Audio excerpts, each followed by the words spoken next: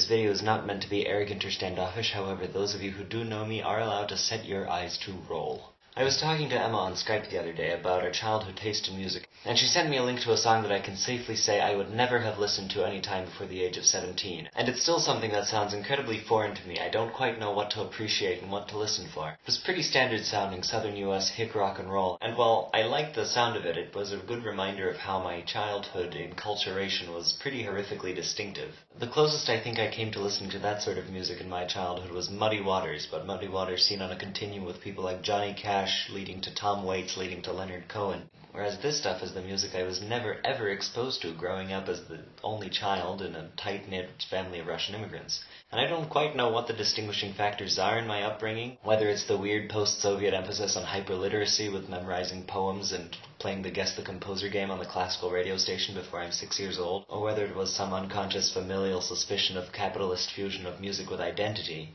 Or instead it may have been just a lack of local music reference markers, and there's nothing we can refer to. We don't have any roots here, so instead what we listen to is Bach and the Beatles and Boney M. This isn't a value judgment, but I think it explains a lot about how I think about culture and the strange ideas I get about how my children will be raised. At the same time, it helps me value the strange taste I had growing up and that I thought was normal. It helps me appreciate the deep-rootedness and vigor of the music my friends listen to because of their families, even if it's uninspiring Oklahoman farmer rock. So while I appreciate being able to talk articulately about Vivaldi while being nostalgic about him because it's what we listened to in the car since I was 3 years old, the disadvantage that gives me is it always sounds like I'm trying too hard, and I appreciate my friends' patience with me in that respect. Keep leaving questions down there in the comments, and I hope to have a Question Tuesday video for you tomorrow.